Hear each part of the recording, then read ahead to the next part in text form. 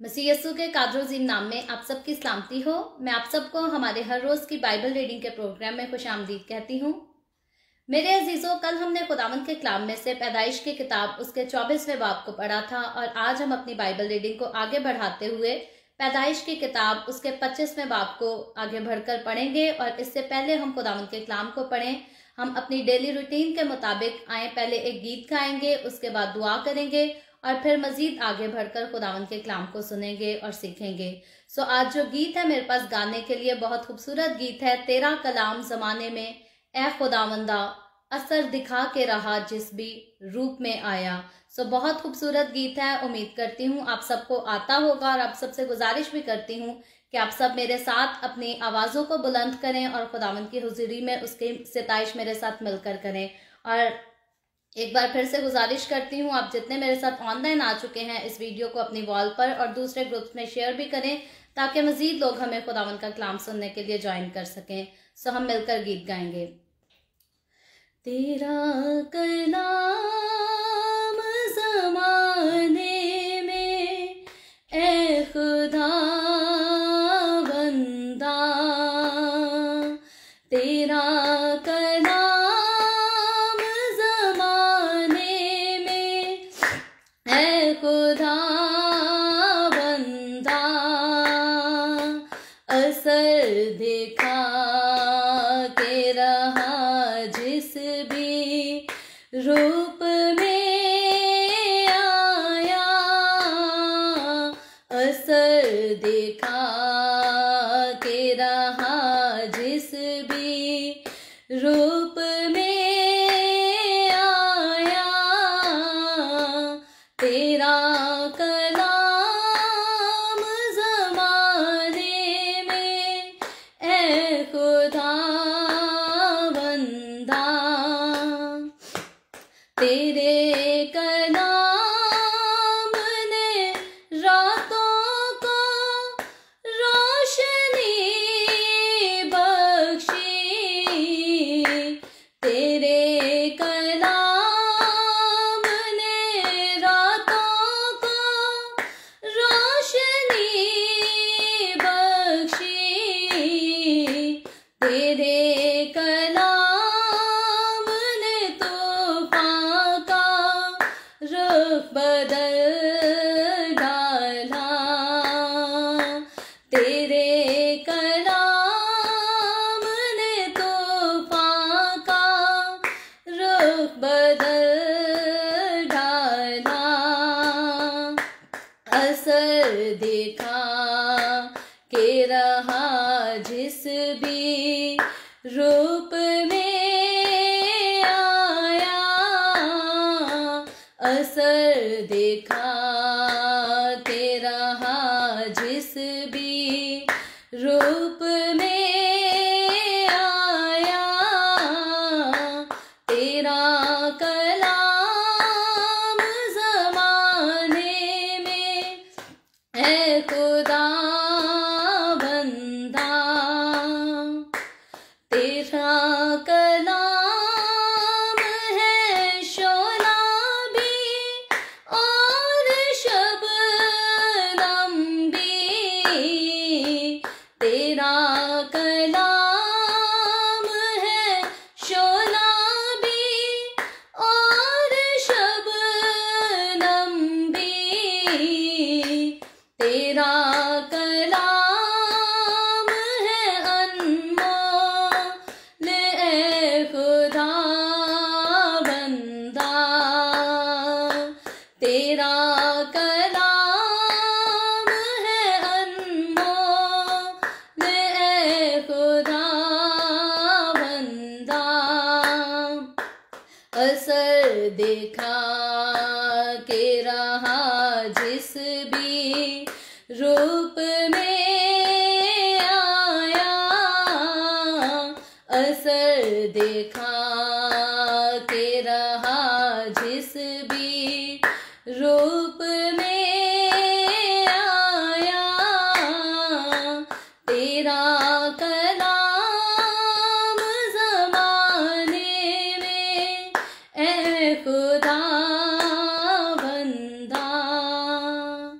Hallelujah, praise the Lord. बहुत खूबसूरत गीत हम सब ने मिलकर गाया। तेरा कलाम जमाने में ए खुदावंदा असर दिखा के रहा, जिस भी रूप में आया। और बेशक खुदावंद का कलाम जब जब भी आता है, जिस जिस रूप में भी आता है, हमेशा असर दिखाता है। और खुदावंद के कलाम का असर हम देखते हैं कि हमेशा हर दौर में, हर जगह, हर घड़ी जो है वो पॉजिटिव असर होता है। खुदा का कलाम जो है वो कभी भी किसी की हलाकत नहीं चाहता, कभी भी किसी के लिए बुराई पैदा नहीं करता, बल्कि खुदा जो है हर एक से प्यार करता, हर एक का ख्याल करता और हर एक के लिए भलाई ही की बातें करता है।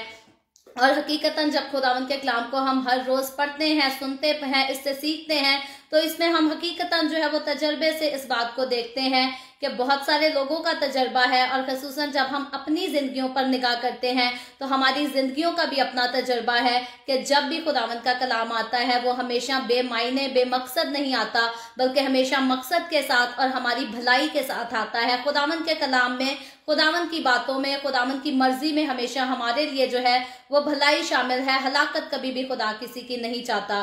सो हम खुदावंद के पाक कलाम के लिए, उसकी सारी बरकतों के लिए, बख्शिशों के लिए उसकी शुक्रगुजारी करेंगे। आए हम छोटी सी दुआ करेंगे और उसके बाद आगे बढ़कर हम खुदावंद के कलाम को सीखेंगे। ऐ कदूस आसमानी बाप, मैं तेरा शुक्र करती हूँ, तेरी तारीफ करती हूँ, तेरी तमजीद करती हूँ। खुदावंद तू जो कदूस आसमानी बाप है, हमारे साथ साथ रहता है, हमें संभालता है, अपनी पनाह में रखता है। मैं तेरा शुक्र करती हूँ खुदावंद इस वक्त के लिए जो तूने हमें बख्शा, ताकि हम तेरे पाक कलाम को पढ़ सकें, सीख सकें, तेरी हजूरी में आगे बढ़ सकें। खुदावंद जितने लोग मेरे साथ ऑनलाइन आए हैं, इन तमाम लोगों को तेरे हाथों में देती हूँ, अपने आप को तेरे हाथों में देती हूँ। खुदावंद तू रूह का गहरा मसा दे, अपने जलाल को, अपनी कुदरत को नाजिल कर, और आज का कलाम हम में से हर एक के लिए बाइस से बरकत हो। और खसूसन खुदावंद तू मेरे लबों का जिम्मा ले, मेरे लबों से निकलने वाली एक एक बात मेरी मर्जी से नहीं बल्कि तेरी मर्जी से हो। मैं अपने आप को मुकम्मल तौर पर तेरे रूह के ताबे करती हूँ। मसीह यीशु के नाम में ये दुआ मांगती हूँ, आमीन, आमीन। सो खुदावंद का शुक्र हो, उसकी तारीफ हो। खुदावंद के कलाम में से पैदाइश के किताब उसके 24वें बाब को हम ऑलरेडी पढ़ चुके हैं और आज वक्त है, आज हमारे पास टाइम है। हम खुदावंद के कलाम में से पैदाइश की किताब उसके 25वें बाब को सीखेंगे। और याद रखें, पैदाइश की किताब के टोटल जो बाब हैं, चैप्टर है, वो मुकम्मल 50 बाब हैं। और आज हम खुदावंद का शुक्र करते हैं कि आधा हिस्सा जो है पैदाइश की किताब का आज हम इसको खत्म कर लेंगे और इसके बाद आगे कल जो है वो 26वें बाब को सीखेंगे।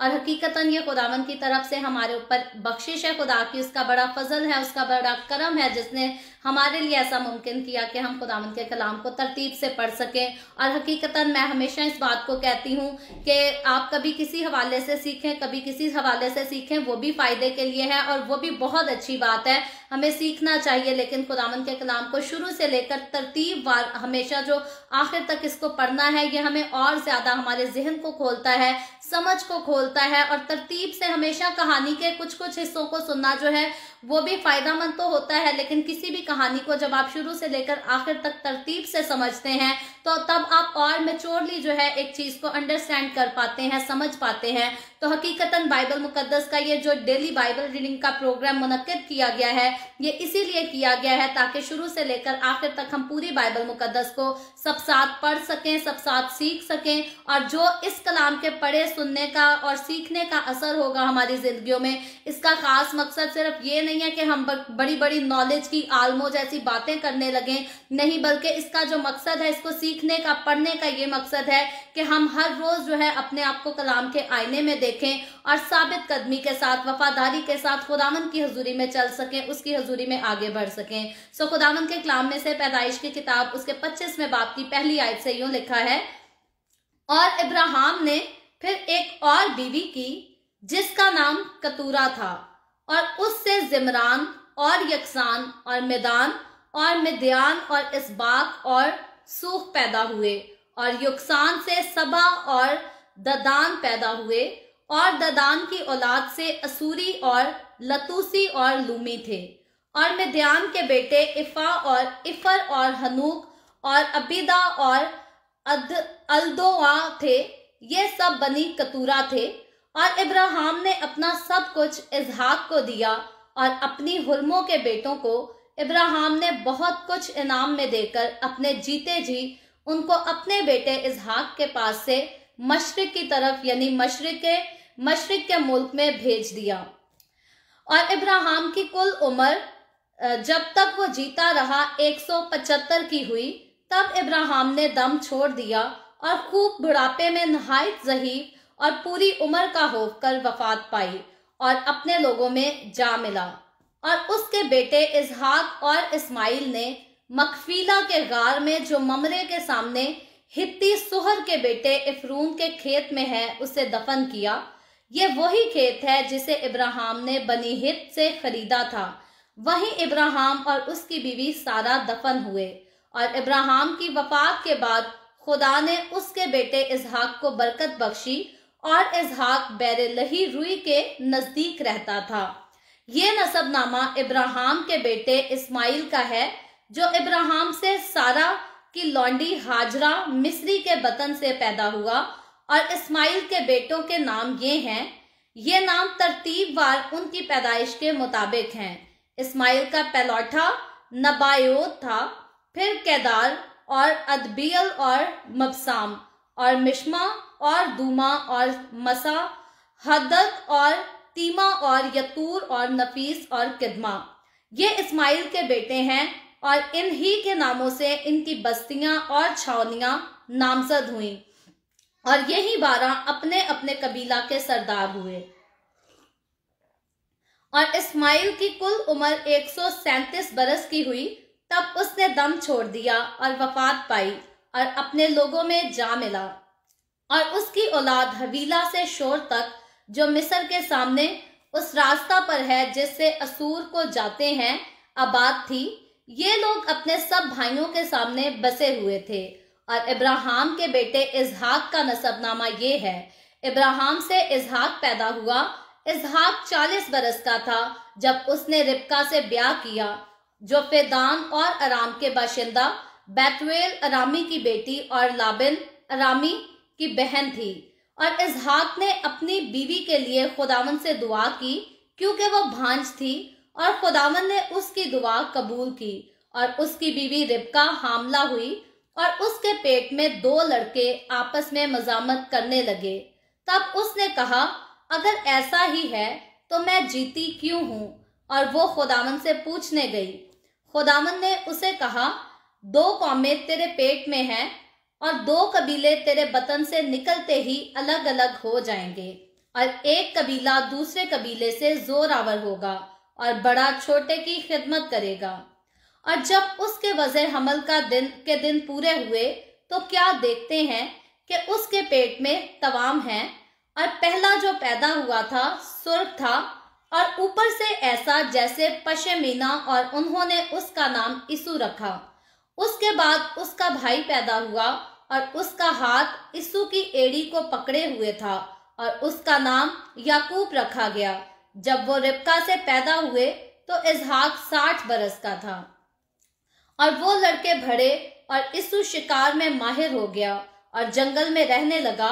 और याकूब सादा मिजाज डेरों में रहने वाला आदमी था। और इसहाक यीशु को प्यार करता था, क्योंकि वो उसके शिकार का गोश्त खाता था। और रिबका याकूब को प्यार करती थी। और याकूब ने दाल पकाई और यीशु जंगल से आया और बेदम हो रहा था। और यीशु ने याकूब से कहा कि ये जो लाल लाल है मुझे खिला दे, क्योंकि मैं बेदम हो रहा हूँ। इसीलिए उसका नाम अदूम भी हो गया। तब याकूब ने कहा, तू आज अपना पहलौठे का हक मेरे हाथ बेच दे। यीशु ने कहा, देख मैं तो मरा जाता हूँ, पहलौठे का हक मेरे किस काम आएगा। तब याकूब ने कहा कि आज ही मुझसे कसम खा। उसने उससे कसम खाई और उसने अपना पहलौठे का हक याकूब के हाथ भेज दिया। तब याकूब ने यीशु को रोटी और मसूर की दाल दी। वो खा पी कर उठा और चला गया। यूं यीशु ने अपने पहलौठे के हक को नाचीज जाना। खुदावन के पाकलाम पढ़े और सुने जाने पर खुदावन की बरकत हो। खुदावन का शुक्र हो मेरे अजीजों। खुदावन के कलाम में से पैदाइश की किताब उसके 25वें बाब को हम सब ने मिलकर पढ़ा है। और इससे पहले कल हमने 24वें बाब को सीखा था। 24वें बाब को जब हमने पढ़ा था तो हमने देखा था कि किस तरह जो है इब्राहिम अपने अजीज नौकर को, अपने सबसे वफादार नौकर को जिम्मेदारी देता है कि वो इसहाक के लिए इब्राहिम का वो बेटा जो उसके बुढ़ापे में सारा और इब्राहिम से पैदा हुआ था, इब्राहिम अपने नौकर को जिम्मेदारी देता है कि तू जा मेरे बाप दादा के मुल्क में, वहां से मेरे खानदान की जो है वो लड़की मेरे बेटे इसहाक के लिए लेकर आ। और हमने उस सारी रस्म के तहत इस बात को कल तफसील से देखा था कि किस तरह से इब्राहिम का नौकर जो है वो जाता है और खुदा से दुआ करता है और खुदा से निशान मांगता है, और जिस तरह उसने खुदा से निशान तलब किया, खुदा ने उसकी दुआ के मुताबिक, उसके मांगने के मुताबिक उसको वही निशान दिया। और ठीक खुदा जो है इब्राहिम के नौकर को रिबका के घर तक सही सलामत लेकर जाता है। और जब वो जाता है, उस घर में कदम रखता है, पहुंचता है, तो हम देखते हैं कि खुदा की फेवर जो है वो खास तौर पर उसके साथ थी। और जब वो उनको सारा किस्सा बताता है, इब्राहिम ने जो मैसेज दिया होता है वो सब कुछ उन्हें बताता है खुलकर। तो इसी तरह हम देखते हैं कि रिबका का जो बाप और भाई है, उसके पेरेंट्स हम कह लें कि खुशी खुशी अपनी बेटी रिबका को जो है उसके साथ रवाना करते हैं, ताकि खुदा के हुक्म के मुताबिक और खुदावंद के बंदे के हुक्म के मुताबिक जो बात कही गई है वो पूरी हो सके कि रिबका का ब्याह जो है वो इसहाक, इब्राहिम के बेटे इसहाक के साथ। और याद रखें, इसहाक इब्राहिम का वो बेटा है जिसको खुदा ने खास अहद बांधने के लिए इस दुनिया में भेजा था, और खुदा उसके वसीला से जो है आगे कौम बनी इसराइल को पैदा करता है। और फिर कौम बनी इसराइल के साथ खुदा अपने वादे करता है, उन वादों को पूरा करता है। तो याद रखें, इब्राहिम और सारा से पैदा होने वाला जो बेटा इसहाक है वो खास तौर पर इसी मकसद के लिए भेजा गया था, ताकि मेरी और आपकी, हमारी नजात का रास्ता जो है वो इसके वसीला से तैयार किया जा सके। तो आज जब हम इस चैप्टर की पहली आयत देखते हैं, तो हम ऑलरेडी कल के चैप्टर में, परसों के चैप्टर में पढ़ चुके हैं कि सारा जो इब्राहिम की बीवी थी वो ऑलरेडी वफात पा चुकी है। और अब हमने देखा कि इसहाक जो इब्राहिम का बेटा है उसकी भी शादी हो चुकी है, वो रिबका से मोहब्बत करने लगा है, कल के चैप्टर की आखिरी आयत के मुताबिक। तो आज जब 25वें आयत की पहली आयत पढ़ते हैं, तो यहाँ हमें कहानी जो है एक नई कहानी नजर आती है, और लिखा है, और इब्राहिम ने फिर एक और बीवी की जिसका नाम कतूरा था। तो यहाँ हमें 25वें बाब की पहली आयत बताती है कि सारा की वफात के बाद, इसहाक की शादी के बाद जो है वो इब्राहिम ने एक और बीवी पैदा जो है उसके साथ ब्याही, उसके साथ शादी की। और इससे पहले हम देखते हैं, अगर स्कॉलर्स की बात करें तो स्कॉलर्स जो है इस बारे में मुख्तलिफ राय पेश करते हैं। कई कहते हैं कि इसहाक की शादी से पहले इब्राहिम ने शादी कर ली थी, या मुख्तलिफ अपनी राय पेश करते हैं। लेकिन कल की जब हमने बाइबल रीडिंग की थी तो उसमें हमने खास देखा था, बल्कि 3-4 एपिसोड पुरानी भी अगर हम बात कर लें तो पिछले सारे चैप्टर्स में कहीं भी इब्राहिम की हुर्मों का या उसकी दूसरी बीवी का, कतूरा का जिक्र जो है वो नहीं आया, बल्कि इससे पहले हमें सिर्फ सारा की और हाजरा की कहानी पता चली थी। सारा को जो है, सारा तो इब्राहिम की बीवी थी, लेकिन हाजरा जो सारा की लौंडी थी उसको ऑलरेडी घर से निकाल दिया जा चुका है। और अब हकीकतन सारा की वफात के बाद और इसहाक की शादी के बाद हम देखते हैं कि इब्राहिम की दूसरी बीवी का किस्सा यहाँ हमें नजर आता है। और अगर हम बखूबी इस पर गौर करें तो इस हवाला के मुताबिक भी हम ये कहीं नहीं देखते कि खुदा ने इब्राहिम को हुक्म दिया कि तेरी बीवी सारा जो है वो वफात पा गई है तो तू अब कोई और शादी कर ले। तो हकीकतन हम देखते हैं कि इब्राहिम ने दोबारा बीवी कर ली, और बाइबल मुकद्दस जो है वो आपकी बीवी के मर जाने के बाद, फौत होने के बाद जो है आपको दूसरी शादी की इजाजत जरूर देती है। तो उस वक्त तो शरीयत नाजिल नहीं हुई थी, लेकिन उसके बाद हम देखते हैं कि इब्राहिम ने अपनी बीवी की वफात के बाद एक और शादी की, और उस बीवी का नाम जो है वो कतूरा था। कतूरा नाम की औरत के साथ इब्राहिम ने जो है वो शादी की। और कतूरा के मतलब पर अगर हम गौर करें तो कतूरा का मतलब है खुशबू में लिपटी हुई। तो कतूरा जो है ये भी एक खूबसूरत औरत थी, और इसके नाम का मतलब भी जो है वो हमें बहुत खूबसूरत नजर आता है। और उसके बाद हम देखते हैं कि जब इब्राहिम कतूरा से अपनी शादी करता है और उससे फिर इब्राहिम की और औलाद पैदा होती है, तो उस औलाद के लिए आगे चलकर हम जब 5वीं और 6ठी आयत पढ़ते हैं, तो 5वीं और 6ठी आयत में पढ़ती हूँ, इसमें लिखा है, और इब्राहिम ने अपना सब कुछ इसहाक को दिया। यानी कि कतूरा से इब्राहिम के बच्चे तो पैदा हुए, लेकिन इब्राहिम की जितनी जायदाद थी, जितना माल था, असबाब था, सारा कुछ इब्राहिम ने जो है अपनी वफात से पहले अपने बेटे इसहाक को, उसी बेटे को सौंपा जिसको खुदा ने अहद का फर्जंद होने के लिए जो है वो मुकर्रर किया था, जिसके लिए खुदा ने कहा था कि मैं उसके साथ जो है उसकी नस्ल के साथ अहद बांधूंगा। वो इब्राहिम का बेटा इसहाक था और उसको इब्राहिम ने अपना सारा कुछ दिया, हर चीज का मुख्तार जो है इब्राहिम ने इसहाक को बनाया। और 6ठी आयत में लिखा है, और अपनी हुर्मों के बेटों को इब्राहिम ने बहुत कुछ इनाम देकर अपने जीते जी उनको अपने बेटे इसहाक के पास से मशरिक की तरफ यानी कि मशरिक के मुल्क में भेज दिया। तो यहाँ हम देखते हैं कि हुरम जो है, हुरम उस दौर में जितने भी अमीर लोग होते थे, बादशाह की बात कर ले तो बादशाहों के महल में बीवी के साथ साथ जो है वो हुरमे भी रखी जाती थी। और पहला तवारीख उसकी पहली आयत की 23वीं आयत में हम देखते हैं कि कतूरा, जिसके लिए हमने देखा कि इब्राहिम ने कतूरा को ब्याह लिया, पहला तवारीख उसके पहले बाब की 23वीं आयत के मुताबिक कतूरा को भी जो है वो इब्राहिम की हुरम ही बताया गया है। और उस वक्त हुरम जो है वो शराई तौर पर जो है ये दूसरी बीवी की तरह हुआ करती थी, लेकिन ये किसी भी जो है ये विरासती हक में शामिल नहीं हुआ करती थी, बल्कि ये सिर्फ हुरम होती थी, लेकिन इसको ट्रीट जो है वो बीवी की तरह किया जाता था, लेकिन विरासती चीजों में इसका कोई हक नहीं होता था। और हुरमों का जो है वो हुक्म या कानून, अगर हम इस पर गौर करें तो ये खुदा की तरफ से हुरम रखने का कोई कानून नाजिल नहीं हुआ, हुक्म नाजिल नहीं हुआ, बल्कि ये उस वक्त के दौर के इंसानों का अपना बनाया हुआ रिवाज था। और उस दौर के बाद हम देखते हैं कि बाद के बादशाहों में भी चला आया यही रवाज जो है, ये काफी अरसे तक चलता रहा कि बादशाह की अपनी बीवी भी होती थी और महल में उसकी हुर्मे भी होती थी, और कभी बादशाह अपनी बीवी के पास जाता था, कभी हुर्मों के पास जाता था। तो ये सिलसिला जो है हम देखते हैं कि खुदा ने इस सिलसिले को शुरू नहीं किया और ना खुदा ने इस सिलसिले को भरने के लिए इसका कोई हुक्म दिया। ये इंसानों का अपना बनाया हुआ रिवाज था, लेकिन ये चलता हुआ आ रहा था। और हकीकतन हम देखते हैं कि इब्राहिम की जो है वो 6ठी आयत में हुर्मों का जिक्र आया है, और यहाँ लिखा गया है कि इब्राहिम ने अपनी हुर्मों के बेटों को जो है उनको भी बहुत सारे इनामात, उनको गिफ्ट्स जो है वो तकसीम किए, लेकिन अपनी जायदाद, अपनी हर चीज जो है उसने अपने बेटे इसहाक को सौंपी। और फिर 7वीं आयत में इब्राहिम की मौत के बारे में लिखा गया है, उसकी उम्र के बारे में लिखा गया है, और 7वीं आयत में यूं लिखा है, और इब्राहिम की कुल उम्र जब तक वो जीता रहा 175 बरस की हुई। तो इब्राहिम, हम देखते हैं कि इब्राहिम ने मुकम्मल उम्र जो पाई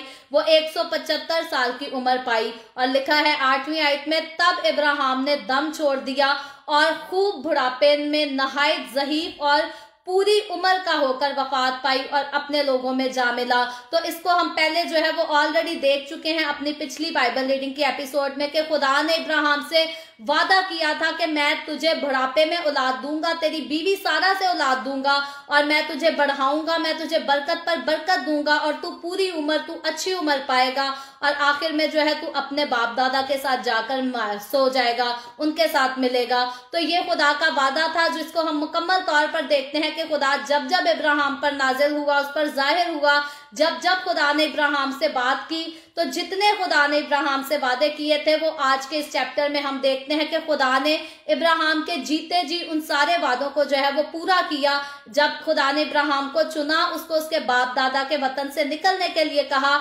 उस मंजर से लेकर आखिरी इब्राहिम की वफात के मंजर तक हम देखते हैं कि खुदा इब्राहिम के साथ रहा। खुदा ने इब्राहिम को कहीं नहीं छोड़ा, यहाँ तक कि इब्राहिम अगर कुछ चीजों में कमजोर भी पड़ा तो भी खुदा जो है वो इब्राहिम की ढाल बना रहा।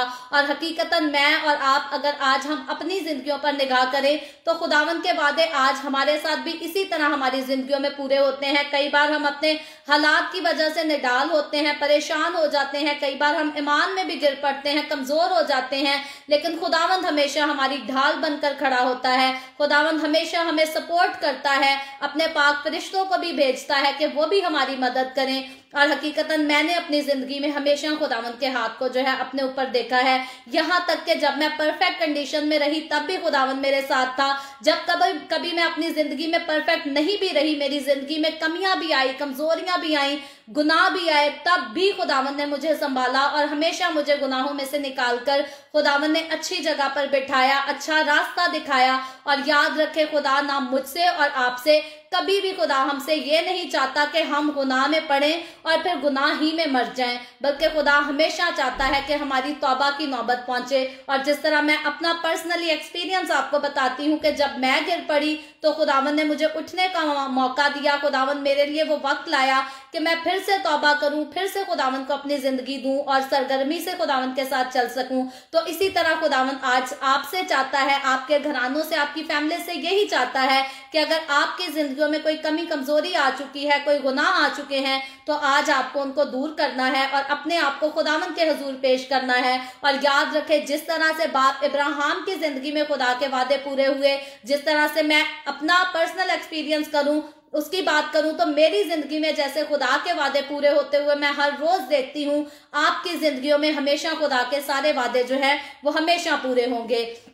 और आगे चलकर 9वीं आयत में लिखा है, और उसके बेटे इसहाक और इस्माइल ने मकफीलिया के गार में जो ममरे के सामने हित्ती शहर के बेटे इफ्रून के खेत में है उसे दफन किया। तो यहाँ जो हम 9वीं आयत देखते हैं, यहाँ इसहाक और इस्माइल के जो है वो इकट्ठे होने का सीन देखते हैं। हालांकि हमने देखा था कि जब इसहाक पैदा होता है, इसहाक का दूध छुड़ाया जाता है, तो इसहाक का जो भाई इस्माइल है वो उस पर ठट्ठे मारता है, हंसता है।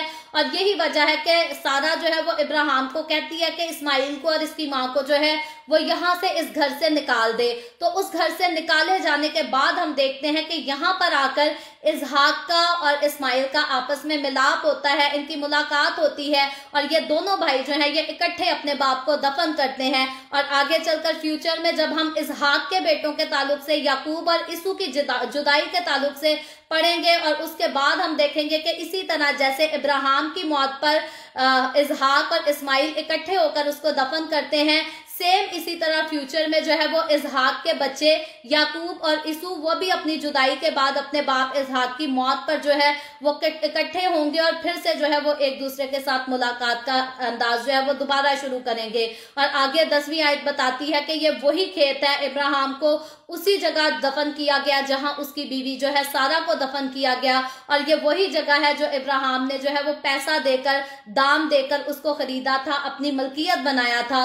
उसी जगह पर जो है वो सारा और इब्राहिम उन दोनों को दफन किया गया। और आगे जब हम इस बाब का 25वें बाब की 12वीं आयत पढ़ते हैं तो ये हिस्सा 12वीं आयत से लेकर तकरीबन ये 17वीं आयत तक जो है ये इस्माइल की नस्ल के बारे में बात करता है। और 12वीं आयत से लिखा है, ये नसबनामा इब्राहिम के बेटे इस्माइल का है जो इब्राहिम से सारा की लौंडी हाजरा मिस्री के बतन से पैदा हुआ। तो यहाँ फिर से एक इस बात को इब्राहिम के और हाजरा के जो है वो रिलेशनशिप को जो है यहाँ पर क्लियर किया गया है कि जो हाजरा थी वो इब्राहिम की बीवी सारा उसकी लौंडी थी जिसको मिस्र से लाया गया था, और इस्माइल जो है ये हाजरा यानी कि लौंडी का बेटा था, ना कि इब्राहिम की बीवी का बेटा था। तो इस्माइल जो कि लौंडी का बेटा था उसकी नस्ल को आगे 13वीं आयत से लेकर 17वीं आयत तक बयान किया गया है। और इसके बेटों के जो नाम है वो काफी मुश्किल हैं, ऑलरेडी मैं आपके सामने पढ़ चुकी हूँ। और मैं आपसे गुजारिश भी करती हूँ, हम जब भी अपनी डेली बाइबल रीडिंग करते हैं आप जरूर अपने साथ बाइबल मुकद्दस को खोला करें, मेरी बातें सुन सुनकर जो है वो एक एक वर्ड पर गौर किया करें, क्योंकि याद रखें इस तरह से सिर्फ सुनने से जितनी बात समझ आती है, जब आप खुद साथ पढ़ते हैं, एक एक वर्ड पर गौर करते हैं, तब आप ज्यादा बेहतर तौर पर खुदावंद के कलाम को समझ सकते हैं। तो आगे चलकर जो है वो इस्माइल के बेटों के नाम जो है वो उनकी उम्र के साथ तरतीब के साथ बयान किए गए हैं। और जब हम 17वीं आयत को देखते हैं तो 17वीं आयत में लिखा है, और इस्माइल की कुल उम्र 137 बरस की हुई तब उसने दम छोड़ दिया। तो पहले इब्राहिम की मुकम्मल उम्र के बारे में बताया गया है कि इब्राहिम जो है वो 175 बरस तक जीता रहा, और उसके बाद इस्माइल के बारे में बताया गया है कि उसकी उम्र जो है वो 137 बरस की हुई। और फिर इस्माइल के बारे में जितने वादे हम देखते हैं कि खुदा ने हाजरा के साथ किए थे कि मैं तेरे बेटे को बढ़ाऊंगा, बरकत दूंगा, उसकी नस्ल को बढ़ाऊंगा और उसको जो है कोई सताएगा नहीं, तो वो सारे वादे भी हम देखते हैं कि खुदा के इस्माइल और उसकी औलाद और उसकी नस्ल की जिंदगियों में पूरे होते रहे। और हमने देखा था कि खुदावंद जब हाजरा पर खुदावंद का फरिश्ता जाहिर होता है तो वो उसको कहता है कि तेरे जो औलाद है, इसके बच्चे, इनकी नस्ल जो है वो अपने भाइयों के सामने बसी रहेगी, कोई इनको नुकसान नहीं पहुंचाएगा। और हम इसको आखिरी 17वीं आयत में चलकर देखते हैं तो यहाँ इस बात को क्लियर किया गया है और लिखा है ये लोग अपने सब भाइयों के सामने बसे हुए थे। तो फिर हम देखते हैं कि बाइबल मुकद्दस में जिस बात की पेशन गोई की गई कि ऐसा होगा, तो यहाँ हम फिर से पहले इब्राहिम की जिंदगी में देखा कि इब्राहिम के साथ खुदावंद ने जितने वादे किए उनको पूरा किया, और अब इस्माइल और हाजरा के साथ जो वादे किए गए थे वो भी हकीकतन खुदा ने इस्माइल के जीते जी उसके सामने, उसकी नजरों के सामने अपने उन सारे वादों को पूरा किया। और फिर से इस बात का इजाफा करती हूँ कि मेरे और आपकी, हमारी जिंदगी में भी खुदा ने जितने वादे किए हैं वो पूरे करता है और हमेशा पूरे करना चाहता है। हमें बस इस लायक होना है कि हम उसके वादों को अपनी जिंदगी में जो है वो पूरा होने दें। बाज़-औक़ात खुदा इंसान को बरकत देना चाहता है, खुदा इंसान को बढ़ाना चाहता है, खुदा इंसान को सरफराज करना चाहता है, लेकिन इंसान खुद से चाहता ही नहीं कि मैं खुदावंद के कलाम को पढ़ूं, उस पर अमल करूं, उसके हुक्मों को मानूं। और याद रखें खुदावंद हमेशा, कंडीशन यही है, खुदावंद ने इब्राहिम को कहा मैं तुझे बरकत पर बरकत दूंगा लेकिन तू कामिल होकर मेरे साथ चल। तो आज मेरे और आपके लिए, हमारे लिए भी कंडीशन यही है कि हमें कामिल होकर खुदावंद की हुजूरी में चलना है। और हमें चलना चाहिए क्योंकि यीशु मसीह ने अपना कीमती खून बहाकर मुझे और आपको, हमें कामिल बनाया है।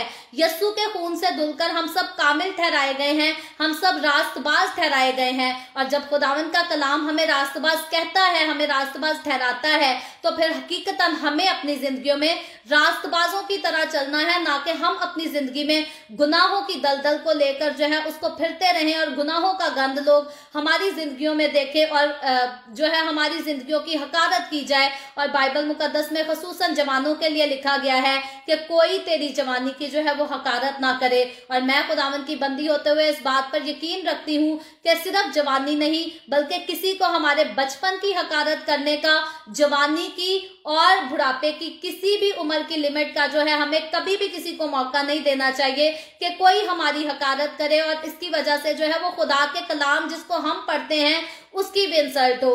तो हम किसी भी दौर से गुजरे, कैसी भी मुश्किलात से गुजरे, याद रखें मसीह यस्सु के साथ चलते हुए, मसीह यस्सु के कलाम को पढ़ते हुए, उसके हुक्मों को जानते हुए, उन पर यकीन रखते हुए मुझे और आपको हर दौर में अपने चाल चलन को जो है वो दुरुस्त रखने की जरूरत है। क्योंकि ये दुनिया, अगर हम इस दुनिया पर निगाह करें तो ये गुनाहों से भरी है, ये तारीकी के कामों से, बुरे कामों से भरी है। लेकिन मुझे और आपको हमें समझना चाहिए कि यस्सु मसीह ने अपना बेशकीमत खून बहाकर हमें खरीदा है, और इसलिए नहीं खरीदा कि हम अभी भी गुनाहों की दलदल में रहें, बल्कि यस्सु ने हमें गुनाहों की दलदल से निकालकर हमेशा की जिंदगी देने के लिए हमें खरीदा है। यस्सु का खून जो है वो बेफायदा नहीं बहाया गया, बल्कि मुझे और आपको हमेशा की जिंदगी और पाकीज़गी वाली, गुनाहों वाली नहीं बल्कि पाकीज़गी वाली जिंदगी देने के लिए बहाया गया। और जब फिर कहती हूँ खुदावंद ने हमें रास्तबाज ठहरा दिया है, तो यस्सु के साथ चलते हुए मेरा और आपका, हमारा चाल चलन, हमारा बोलचाल, हमारा उठना बैठना, सब कुछ, सारे काम हमारे रास्तबाजों जैसे, कामिल लोगों जैसे काम होने चाहिए। और खुदावंद यही कंडीशन रखता है कि अगर हम कामिल होकर उसकी हजूरी में चलेंगे तो जैसे उसने अपने बंदा इब्राहिम को बरकत पर बरकत दी, मुझे और आपको, हम सबको वो बरकत पर बरकत देता रहेगा। और याद रखें ये दुनिया देखती रहेगी, हैरान होती रहेगी, और खुदावंद के कलाम के वादे हर रोज हमारी जिंदगी में पूरे हुआ करेंगे। और आगे चलकर जब पैदाइश की किताब इसके 25वें बाब की हम 19वीं आयत को देखते हैं, तो 19वीं आयत से लेकर तकरीबन ये 26वीं आयत तक जो है, यहाँ हमें इसू और याकूब की पैदाइश के बारे में बात पता चलती है। क्योंकि ऑलरेडी इस्माइल की नस्ल तक हम पढ़ चुके हैं, इब्राहिम के बारे में हमने सीखा। इसकी 19वीं आयत को जब पढ़े तो लिखा है, और इब्राहिम के बेटे इसहाक का नसबनामा ये है। तो ये वही इसहाक है जिसको खुदा ने खास इस दुनिया में भेजा ताकि खुदा इसके साथ जो है वो अहद बांधे, इसकी नस्ल के साथ अहद बांधे। और अब हम देखते हैं जो वादा खुदा ने बाप इब्राहिम से उसके बेटे के लिए किया था, पैदाइश की किताब उसके 25वें बाब की 19वीं आयत से लेकर इस बाब के आखिर तक हम इस वादे को जो है वो पूरा होते हुए आगे अमल में आता हुआ देखेंगे। तो 19वीं आयत जैसे मैंने पढ़ा के लिखा है, इब्राहिम के बेटे इसहाक का नसबनामा ये है, इब्राहिम से इसहाक पैदा हुआ। और फिर लिखा है आगे 20वीं आयत में, इसहाक 40 बरस का था जब उससे रिबका का ब्याह किया गया, जो फिदान अराम के बाशिंदा बेथुएल अरामी की बेटी और लाबन अरामी की बहन थी। तो फिर रिबका के बारे में, उसके बाप और उसके भाई के बारे में ऑलरेडी हम कल सीख चुके हैं, देख चुके हैं। तो इसहाक के बारे में यहाँ क्लियर लिखा गया है कि इसहाक जो है वो 40 बरस का था जब उसकी शादी रिबका से जो है वो की जाती है। और आगे 21वीं आयत में जब हम पढ़े तो लिखा है, और इसहाक ने अपनी बीवी के लिए खुदावंद से दुआ की क्योंकि वो भांज थी और खुदावंद ने उसकी दुआ कबूल की। तो यहाँ ये आयत जो है ये हमें चौंका देने वाली फिर से आयत मिलती है, क्योंकि इब्राहिम और सारा की जिंदगी पर गौर करें तो सारा जो है वो भांज थी और खुदा जो है वो ऑलरेडी भांज थी। उनकी शादी को बहुत साल गुजर चुके थे जब खुदा इब्राहिम पर जाहिर होता है और उसको बेटा देने की, औलाद देने का वादा करता है, उसकी नस्ल को बढ़ाने का वादा करता है। लेकिन इसहाक के पैदा होने से पहले खुदा ने इब्राहिम से वादा किया था कि तेरे बेटे इसहाक की जो है वो नस्ल होगी, औलाद बढ़ेगी और उसी की नस्ल से मैं अपना अहद बांधूंगा। लेकिन यहाँ जब हम इस आयत को पढ़ते हैं तो यहाँ फिर हमें पता चलता है जैसे सारा बांझ थी इसी तरह रिबका भी बांझ थी, रिबका के पास भी कोई औलाद नहीं थी। तो पहले हम देखते हैं कि खुदा ने इब्राहिम और सारा से इंतजार कराया, उनको टेस्ट किया कि मेरी हजूरी में कामिल होकर चलो तो मैं तुम्हें जो है वो बरकत दूंगा। तो यहाँ हम देखते हैं खुदा ने इसहाक की बीवी रिबका को जो है वो भांज रखने के लिए नहीं बनाया था, उसको उसके साथ, इसहाक के साथ इसलिए मुलाकात, इसलिए शादी नहीं करवाई थी कि रिबका जो है वो बे औलाद मारी जाए या भांज ही रहकर जिंदगी गुजारे। खुदा ने इब्राहिम के साथ वादा किया था इसहाक को औलाद देने के लिए। लेकिन यहाँ हम देखते हैं कि खुदा 20 साल जो है वो इसहाक को आजमाता है, उसका टेस्ट करता है और फिर उस टेस्ट के बाद हम देखते हैं कि इसहाक को वो अब भी खुदा पर यकीन रखता है। 20 साल गुजर जाने के बाद उसको पता है कि खुदा ने मेरे बाप इब्राहिम से वादा किया था और यह आयत हमें बताती है कि खुदा उसको आजमाता है, उससे टेस्ट तो लिया जाता है। लेकिन इसहाक जब दुआ करता है खुदा से अपनी बीवी के लिए, औलाद के लिए, तो ये हमें 21वीं आयत बताती है कि खुदावंद ने उसकी दुआ कबूल की और उसकी बीवी रिबका हामला हुई। तो खुदावंद ने, यहाँ हम देखते हैं कि इसहाक ने जब उससे दुआ की तो खुदा ने उसकी दुआ का उसको जवाब दिया। और ये जवाब हम देखते हैं कि सिर्फ उसकी दुआ का जवाब नहीं था, बल्कि खुदा का प्लान इसहाक को की औलाद को, उसकी नस्ल को बढ़ाने का पहले से था, जिसको खुदा इब्राहिम के साथ डिस्कस कर चुका था। लेकिन फिर से इब्राहिम जब टेस्ट में गुजरा तो उसका बेटा इसहाक जो है वो भी टेस्ट में गुजरा। और फिर मेरे और आपके लिए, हमारे लिए गौर करने वाली बात, सीखने वाली बात यह है कि हम खुदा के साथ चलते हैं तो हमें भी टेस्ट में से गुजरना पड़ता है। कई बार हम कहते हैं जो कुछ हम चाहते हैं, हमारे दिल की सारी फरियादें जो है वो एक ही दिन में, एक ही वक्त में सब कुछ पूरा हो जाए। लेकिन कई बार जो है हमें अपनी जिंदगी में बहुत साल, बहुत अरसा जो है वो टेस्ट में से गुजरना पड़ता है। और मेरी जिंदगी में भी ऐसे ही है। अगर खुदा ने बहुत सारी बरकतें रखी हैं तो ऐसी भी कोई चीज है जिसके लिए अभी तक बहुत सालों से जो है मैं एक इम्तिहान से गुजर रही हूँ और मुझे अभी तक इंतजार ही करना है। तो सिर्फ मेरी जिंदगी नहीं बल्कि तमाम इंसानों की जिंदगियों में हमेशा हम देखते हैं कि बहुत सारी चीजों में हमें खुदा के वक्त का जो है वो इंतजार करना पड़ता है। लेकिन अच्छी बात तब होती है जब हम खुदा के वक्त का इंतजार जो है वो सब्र के साथ करते हैं। जैसे ज़बूर 40 में हम अक्सर गाते हैं, मैं सब्र दे नाल आस रख के यहोवा दी करदा सा इंतजारी, तद उसने मेरे ते तरस खा के सुनी मेरी सारी आहुजारी। तो हकीकतन जितने लोग सब्र से खुदावन की आस रखकर उसकी मर्जी पूरी होने का इंतजार करते हैं, हकीकतन जैसे हम देखते हैं कि खुदा ने इब्राहिम और सारा को औलाद दी, फिर खुदा इसहाक को 20 साल के बाद, उसकी शादी के 20 साल गुजर जाने के बाद औलाद देता है। तो मेरी और आपकी जिंदगियों में जब हम भी सब्र से खुदावन की आस रखते हैं, उसके वक्त का इंतजार करते हैं, तो वो हमारी ख्वाहिशात को, जो अच्छी ख्वाहिशात होती हैं उनको जरूर पूरा करता है। लेकिन ये अपनी जिंदगी में कभी ख्याल ना रखें कि हम खुदावंद से किसी बुरी ख्वाहिश की उम्मीद करें कि खुदावंद उसको पूरा करे और शायद कुछ सालों बाद खुदावंद उसको पूरा कर देगा। तो याद रखें, कोई भी माँ बाप अपने बच्चों की बुरी ख्वाहिशात को पूरा नहीं करते और जो करते हैं वो हकीकतन अपने बच्चों से दुश्मनी करते हैं। तो खुदा बाप एक ऐसा हकीकी हमारा बाप है जिसने हमें बनाया भी है और फिर हमारी कीमत भी अदा की है।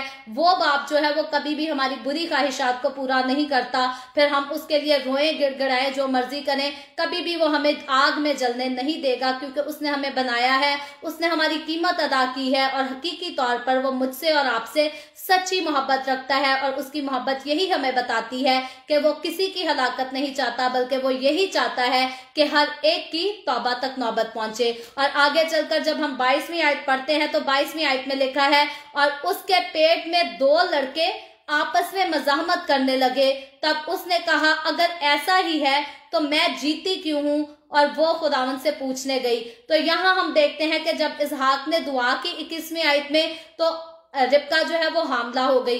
और 22वीं आयत में हमें बाइबल मुकद्दस में सबसे पहला जो है वो हवाला मिलता है ट्विंस बेबी का, 2 जुड़वा बच्चों का। तो इसहाक और इसू जो है हम देखते हैं कि ये एक ही वक्त में अपनी माँ के पेट में पड़े और एक ही दिन जो है वो अपनी माँ के पेट से जो है वो पैदा भी हुए। तो इसहाक और इसू जो है ये आपस में जुड़वा भाई थे, क्योंकि जब भी जुड़वा बच्चे पैदा होते हैं तो उनकी डिलीवरी के मुताबिक जो है उनमें बड़े और छोटे का उसको इख्तियार दिया जाता है। डिलीवरी के दौरान जो है जो बच्चा पहले आ जाता है उसको बड़ा कहा जाता है, जो बाद में आता है उसको छोटा कहा जाता है। लेकिन हकीकतन अगर हम उम्र की बात करें तो यहाँ इसू की और याकूब जो कि इसहाक के 2 बेटे थे, इनकी उम्र सेम थी। बड़े और छोटे की बात जो है वो पहले आने वाले को बड़ा कहा गया और बाद में आने वाले को जो है वो छोटा कहा जाता है। तो यहाँ हम देखते हैं कि रिबका जो है लिखा है, तब उसने कहा ऐसा ही है तो मैं जीती क्यों हूँ? रिबका जो है इस बात से हैरान होती है और वो कहती है मैं जीती ही क्यों हूँ? तो लिखा है कि वो खुदा से पूछने गई। तो जो यहाँ वर्ड यूज किया गया है कि रिबका खुदा से पूछने गई, स्कॉलर्स की जब हम राय देखें तो वो इसके बारे में डिफरेंट किस्म की राय बोलते हैं। कोई कहता है कि किसी के पास रिबका गई होगी पूछने के लिए, कोई कहता है काहिन के पास रिबका जो है वो पूछने गई होगी। लेकिन हम अगर इस आयत पर बखूबी गौर करें तो क्लियरली इस मामले में जो है आगे वजाहत नहीं की गई कि रिबका जो है वो हकीकी तौर पर किसको मिलने और किससे पूछने गई। लेकिन आगे 23वीं आयत में लिखा है कि खुदावंद ने उसे कहा, 2 कौमें तेरे पेट में हैं और 2 कबीले तेरे बतन से निकलते ही अलग अलग हो जाएंगे। तो यहाँ हम देखते हैं कि याकूब और इसू के बीच में जो रिलेशनशिप उनकी पैदाइश के बाद, उनके बड़े होने के बाद चलने वाला है, बढ़ने वाला है, उसके बारे में हम देखते हैं कि उनकी पैदाइश से पहले खुदा जो है वो उनकी माँ रिबका को बता देता है और साफ कहता है कि खुदा उसको कहता है कि तेरे पेट में जो है वो 2 कौमें हैं और 2 कबीले तेरे बतन से निकलते ही अलग हो जाएंगे। और फिर लिखा है, और एक कबीला दूसरे कबीले से जोरावर होगा। और खुदा की ये बात जो रिबका को बताई गई, आगे फ्यूचर में जब हम पढ़ेंगे मजीद इसू और याकूब की जिंदगी के मुताबिक, तो इनको हम जो है वो पूरा होते भी हकीकी तौर पर देखेंगे। और लिखा है, और बड़ा छोटे की खिदमत करेगा। बड़ा छोटे की खिदमत करता है, इस बारे में सारे ही जानते हैं। और अक्सरों का लोग कहते हैं याकूब का मतलब ही धोखेबाज था, याकूब ने धोखा दिया था। लेकिन यहाँ हम जब इस चैप्टर को पढ़ते हैं तो यहाँ ये क्लियरली बात बताई गई है कि इसू और याकूब की पैदाइश से पहले जो है खुदा ने पहले ही उनकी माँ रिबका को बता दिया था कि बड़ा जो है वो छोटे की खिदमत करेगा। तो ये हम देखते हैं कि जो होना था ये खुदा इस बात को जानता था और खुदा ने सिर्फ अपने तक नहीं बल्कि उनकी माँ को जो है उनकी पैदाइश से पहले ये बात बता दी थी कि जो छोटा बेटा है, जो बड़ा बेटा है, वो अपने छोटे भाई की खिदमत करेगा। और 24वीं आयत में आगे लिखा है, और जब उसके वज़े हमल के दिन पूरे हुए तो क्या देखते हैं कि उसके पेट में तवाम है। तवाम जो है ये ट्विंस बेबी के लिए वर्ड यूज किया गया है। तो जब रिबका के बच्चे पैदा होते हैं तो क्या पता चलता है कि उसके पेट में जो है 2 ट्विंस बेबी हैं। और 25वीं आयत में लिखा है, और पहला जो पैदा हुआ तो सुर्ख था और ऊपर से ऐसा जैसे पशमीना, और उन्होंने उसका नाम इसू रखा। तो जो सबसे पहले हम देखते हैं कि रिबका के पेट से पैदा हुआ उसका नाम इसू रखा गया और इसू जो है वो इसहाक का बड़ा बेटा था। और 26वीं आयत में आगे लिखा है, उसके बाद उसका भाई पैदा हुआ और उसका हाथ इसू की एड़ी को पकड़े हुए था और उसका नाम याकूब रखा गया। और यहाँ हम देखते हैं कि बड़े का नाम इसू और छोटे का नाम याकूब रखा गया, लेकिन ये एक ही वक्त में अपनी माँ की गोद में पड़े और एक ही दिन जो है ये पैदा हुए। लेकिन क्योंकि पहले जन्म जो है वो इसू ने लिया, इसलिए उसको बड़ा कहा गया, और इसू के बाद जो है वो याकूब की पैदाइश हुई, इसलिए उसको जो है वो छोटा कहा गया। और लिखा है जब वो रिबका से पैदा हुए तो इसहाक 60 बरस का था। तो अब हमने पहले देखा था कि इसहाक की जब शादी हुई तो उसकी उम्र जो है वो 40 बरस थी, और जब उसकी औलाद पैदा हुई तो तब इसहाक जो है वो 60 बरस का था।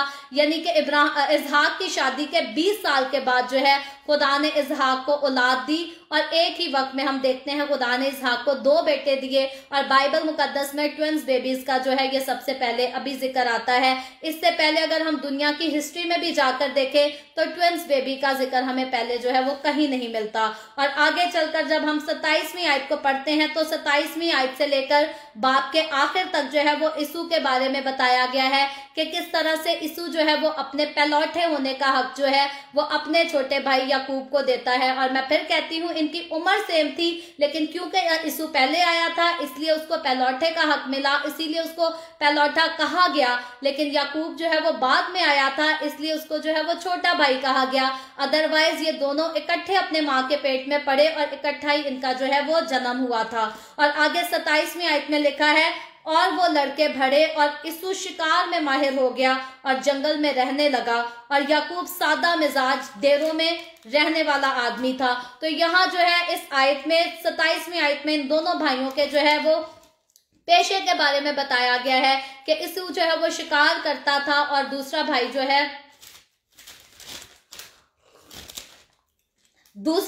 है वो सादा मिजाज का था और डेरों में रहने वाला हमें मालूम होता है। और आगे 28वीं आयत को जब हम पढ़ते हैं तो लिखा है और इसहाक इसू को प्यार करता था क्योंकि वो उसके शिकार का गोश्त खाता था, और रिबका याकूब को प्यार करती थी। तो यहाँ जब हम इसहाक और रिबका के प्यार की बात देखें कि इसहाक के लिए लिखा गया है खसूसन कि वो जो है इसू को प्यार करता था और रिबका जो है वो छोटे अपने बेटे याकूब को प्यार करती थी, तो इसका ये मतलब हरगिज नहीं है कि इसहाक को जो है वो याकूब से प्यार नहीं था या रिबका को जो है वो इसू से प्यार नहीं था। याद रखें माँ बाप के लिए जो है वो सारे बच्चे हमेशा एक बराबर होते हैं, लेकिन हमेशा माँ की अटैचमेंट जो है वो कभी किसी बच्चे से ज्यादा होती है और बाप की अटैचमेंट जो है वो कभी किसी दूसरे बच्चे से ज्यादा होती है। तो यहाँ जो बात प्यार की लिखी गई है इसका ये मतलब नहीं कि इसहाक को दूसरे बेटे से या रिबका को अपने दूसरे बेटे से प्यार नहीं था। प्यार हकीकतन वो दोनों को एक जैसा ही करते थे, लेकिन उनकी अटैचमेंट की बात की गई है कि इसहाक की ज्यादा अटैचमेंट जो थी वो अपने बेटे इसू के साथ थी, क्योंकि वो उसको जो है वो शिकार का गोश्त लाकर खिलाता था और इसहाक को जो है वो गोश्त खाना बहुत पसंद था। और रिबका के बारे में हम देखते हैं कि रिबका की जो अटैचमेंट थी वो ज्यादा अपने छोटे बेटे याकूब के साथ थी, और क्योंकि याकूब जो है वो उनके पास रहा करता था और इसहाक जो है वो शिकार करता था और वो ज्यादा अरसा जो है अपने घर से बाहर रहा करता था। आगे मजीद चलकर जो है जब इसू की जिंदगी पर बात आएगी, टॉपिक शुरू होगा, तो इसू की जिंदगी के बारे में हमें और भी जो है मजीद आगे बढ़कर बहुत कुछ सीखने को मिलेगा। याकूब की जिंदगी इसके बारे में भी हमें आगे मजीद चलकर जो है वो काफी कुछ सीखने को मिलेगा। लेकिन आगे 29वीं आयत में लिखा है और याकूब ने दाल पकाई और इसू जंगल से आया और बेदम हो रहा था, और इसू ने याकूब से कहा कि ये जो लाल लाल है मुझे दे क्योंकि मैं बेदम हो रहा हूँ, इसीलिए उसका नाम अदूम भी हो गया। तो यहाँ हम देखते हैं कि इसू जो है वो जंगल से आता है, शिकार करने के बाद उसको बहुत भूख लगी होती है और वो इस बात का इजहार करता है कि मैं बेदम हुआ चाहता हूँ, और वो अपने छोटे भाई याकूब को कहता है कि ये जो लाल लाल तूने पकाया है ये मुझे दे दे। और ये जो लाल लाल का वर्ड यूज हुआ है आगे चलकर जब हम मजीद आयतों को पढ़ते हैं तो आगे जो है वो मसूर की दाल का जिक्र है। तो हकीकतन ये जो लाल लाल खाने के लिए मांगा था, इस बात को यहाँ पर ये बहुत ज्यादा जो है समझने में इंसान को दिक्कत नहीं होती। ये लाल मसूर की जो है वो दाल का जिक्र है। तो 31वीं आयत में लिखा है तब याकूब ने कहा तू आज अपना पहलौठे का हक मेरे हाथ बेच दे। इसू ने कहा देख मैं तो मरा जाता हूँ, पहलौठे का हक मेरे किस काम का। तो यहाँ हम देखते हैं कि उसको भूख लगी और वो उसको इतनी ज्यादा भूख लगी है कि वो जो है वो अपने पहलौठे के हक को जो है वो बेचने के लिए कहता है कि पहलौठे का हक मेरे किस काम का, मैं तो मरा जाता हूँ। और 33वीं आयत में लिखा है तब याकूब ने कहा कि आज ही मुझसे कसम खा उसने उससे कसम खाई और उसने अपना एक पहलौठे होने का हक जो है वो याकूब के हाथ बेच दिया। तो ये बाइबल मुकद्दस का जो है ये बहुत खास हवाला है और इस हवाले के ताल्लुक से अगर स्कॉलर्स के ख्यालात पढ़ें, उनको डिस्कस करें, तो बहुत सारे स्कॉलर्स हैं जो अपनी जो है वो मुख्तलिफ राय इसके बारे में पेश करते हैं। लेकिन याद रखें, याकूब और इसू के बारे में ऑलरेडी इनकी पैदाइश से पहले खुदा जो है वो इनकी माँ रिबका को पहले ही बता चुका था कि जो छोटा बेटा है वो बड़े पर जो है वो हुकूमत करेगा और बड़ा जो है वो छोटे की खिदमत करेगा। तो ये बात पहले ही खुदा ने जो है इस बात की वजाहत कर दी थी, इसकी पेशन गोई खुदा की तरफ से ऑलरेडी इनकी पैदाइश से पहले, इनके दुनिया में आने से पहले हो चुकी थी। और आगे इसकी आखिरी आयत में लिखा है, 33वीं आयत में बल्कि लिखा है, तब याकूब ने कहा कि आज ही मुझसे कसम खा, और उसने उससे कसम खाई और उसने अपना पहलौठे का हक याकूब के हाथ बेच दिया। और आखिरी आयत में लिखा है, तब याकूब ने इसू को रोटी और मसूर की दाल, यहाँ पर फिर इस बात को हम देखते हैं कि क्लियर हो जाती है, पहले लाल लाल का वर्ड यूज हुआ है और फिर इधर मसूर की दाल का वर्ड यूज हुआ है। तो इसू और याकूब में जिस दाल की वजह से बात हुई थी, जिससे पहलौठे का हक चेंज किया गया था, वो जो है वो लाल मसूर की दाल थी। और लिखा है, वो खा पी कर उठा और चला गया। इसू ने अपने पहलौठे होने का हक दे दिया और उसने कोई परवाह नहीं की, उसको कोई टेंशन नहीं हुई, उसके लिए ये कोई बड़ी बात नहीं थी, हम देखते हैं। और लिखा है, यूं इसू ने अपने पहलौठे के हक को नाचीज जाना। तो याद रखे, पहलौठे के हक को नाचीज जानना जो है वो कोई मामूली बात नहीं होती थी, क्योंकि आज के दौर में भी अगर हम देखें तो पहलौठे बच्चे को जो है वो बहुत अहमियत दी जाती है। पहलौठा एक तो सबसे ज्यादा लाडला होता है, फिर सारा कुछ जो है वो उसी को दिया जाता है, सारे घर की जिम्मेदारियां, रिस्पॉन्सिबिलिटीज जो है वो पहलौठे बच्चे पर होती है। अलबत्ता दूसरे जो छोटे बहन भाई होते हैं उनको भी हुक्म होता है कि भाई जो आपके पहलौठे भाई ने या बहन ने कह दिया है आपने उसी की बात माननी है, आपने उसकी इज्जत करनी है। जैसे आप अपने माँ बाप की इज्जत करते हैं, पहलौठा बच्चा जो है वो सेम अपने माँ बाप के जैसी बाकी बहन भाइयों से इज्जत लेता है। ये आज के दौर की बात है। लेकिन अगर हम इसू और याकूब के दौर की बात करें, उस वक्त पहलौठा होना कितनी बड़ी खुशकिस्मती की बात थी, क्योंकि बाकी छोटे बहन भाई जो है उनको तो बाप जो है वो अपने जायदाद में हिस्सा देता था, वारिस बनाता था। और आज की अगर बात करें तो आज हर किसी के पास तो उस दौर जितनी बड़ी बड़ी प्रॉपर्टीज भी नहीं है, उतना माल भी नहीं है। उस दौर में ये जो जिन लोगों की हम कहानियां पढ़ रहे हैं, इनके पास बहुत प्रॉपर्टीज थी, जायदादें थी, बड़ा माल था, असबाब था, बहुत कुछ था। तो ये जब इनके अंदर, इनके दरमियान जायदाद का बंटवारा किया जाता था उस दौर में, तो याद रखें आधी आधी जगह जो है वो आधी पहलौठे को दी जाती थी। जैसे आज बाप के पास अगर हम लगा लें कि 4 बच्चे हैं और उसके पास 8 लाख है, तो वो अपने चारों बच्चों को जो है वो 2-2 लाख दे देगा और सबको बराबर का हिस्सा दे देगा। तो याद रखें उस दौर में ऐसा नहीं होता था, बल्कि जब एक जायदाद है तो आधा हिस्सा जो है वो अकेला पहलौठे को दिया जाता था और जो आधा बचता था वो बाकी के भाइयों या बहन भाइयों में जो है वो उसको तकसीम कर दिया जाता था। लेकिन आधी मुकम्मल जो आधा हिस्सा था उसका वारिस जो है वो सिर्फ पहलौठा यानी कि सबसे पहला बच्चा उसका वारिस होता था। और उसकी भी एक खास वजह ये थी क्योंकि बाकी जो बहन भाई होते थे उनकी जिम्मेदारी नहीं होती थी कि वो अपने माँ बाप को बुढ़ापे में संभाले, बल्कि जो पहलौठा बच्चा होता था उस पर यह भी रिस्पॉन्सिबिलिटी होती थी, उसका अगर बहुत ज्यादा मिलता था, ज्यादा दिया जाता था, तो आगे उसकी रिस्पॉन्सिबिलिटी ये भी होती थी कि बुढ़ापे में उसने अपने माँ बाप को जो है वो संभालना है, उनकी टेक केयर जो है वो पहलौठा बच्चा करेगा। आज तो हम देखते हैं कि आज का दौर बदल चुका है। आज माँ बाप अपने बच्चों की शादियां कर दें। बहुत सारे लोग हैं एशियन कंट्रीज में जो जॉइंट फैमिलीज में रहते हैं, खासतौर पर पाकिस्तान, इंडिया की बात कही जाए तो जॉइंट फैमिलीज में रहते हैं। सारे भाई जो है वो इकट्ठे ही रहते हैं, अपने माँ बाप के लिए कुछ करते हैं, कोई ख्याल करता है, कोई उनके खाने पीने का, कोई कपड़े पहनने का इंतजाम करता है। लेकिन उस दौर में ज्यादा जो सारी रिस्पॉन्सिबिलिटी होती थी वो पहलौठे बच्चे के पास होती थी। तो पहलौठे को बहुत अजर भी मिलता था इसके लिए, अगर पहलौठा अपने माँ बाप को संभालता था, उनकी टेक केयर करता था, उनकी खिदमत करता था, तो उसका बहुत बड़ा अजर जो है वो पहलौठे को खास तौर पर दिया जाता था।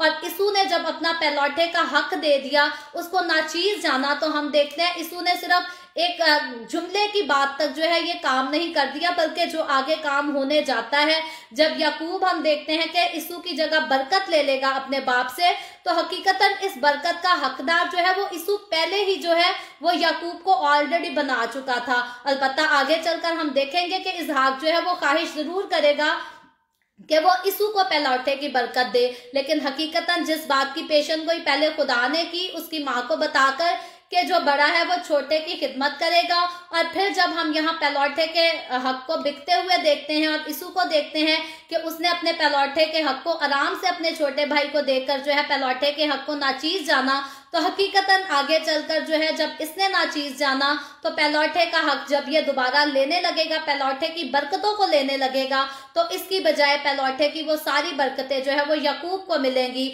और ये जो पहला बड़ा इसू है, ये याकूब की जो है आगे चलकर फ्यूचर में हमें खिदमत ही करता। सेम उसी तरह नजर आएगा, याकूब को जो है वो पहलौठे का हक की, पहलौठे की बरकत दी जाएंगी, और इसू को जो है वो छोटे बेटे की बरकत दी जाएंगी। सो खुदावंद आज के कलाम के वसीला से मुझे और आपको, हम सबको बहुत बरकत दे। अभी हम दुआ करेंगे, और इससे पहले मैं दुआ करूं, आप सबसे गुजारिश करूंगी, आपके पास कोई भी प्रेयर रिक्वेस्ट है तो आप नीचे कमेंट में लिख सकते हैं।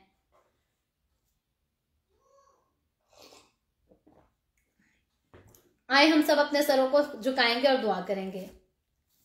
Hallelujah hallelujah. प्यार से भरे जिंदा आसमानी बाप, लश्करों के रब यहोवा यरी, मैं तेरे प्यारे बेटे अपने खुदावंद यीशु मसीह के नाम में तेरे कदमों में आती हूँ, तेरी शुक्रगुजारी करती हूँ खुदावंद आज के इस वक्त के लिए जो तूने हमें बख्शा, ताकि तेरे पाक कलाम को पढ़कर इससे बरकत हासिल कर सकें, तेरी हजूरी में भर सकें। खुदावंद मेरे साथ जितने लोग ऑनलाइन आए हैं, इन तमाम लोगों को बरकत दे, इनके घरानों को बरकत दे, और ऐ खुदावंद खुदा तो अपने लोगों के घरों से दुखों को, तकलीफों को, परेशानियों को, बीमारियों को, लाचारियों को दूर कर, ताकि तेरे लोग तेरी हजूरी में बढ़ते चले जाएं, शादमान रहें, तेरी शुक्रगुजारी करते रहें। इसी तरह खुदावंद जितने लोगों ने इस वीडियो के नीचे कमेंट्स में अपनी अपनी दरखास्तें लिखी हैं, या व्हाट्सएप पे हमें दरखास्तें भेजी हैं, या वे ऑफ हेवन के फेसबुक पेज पर हमें अपनी दरखास्तें इनबॉक्स की हैं, खुदावंद मैं तेरी बंदी होते हुए तेरे लोगों की तमाम दरखास्तों को तेरे आगे पेश करती हूँ, तुझसे मिन्नत करती हूँ, दरखास्त करती हूँ, अपने लोगों की दरखास्तों को कबूल कर, उनके मुस्बत जवाब दे, और तमाम तरह की बीमारियों से, दुखों, तकलीफों, परेशानियों से अपने लोगों को आज़ाद कर।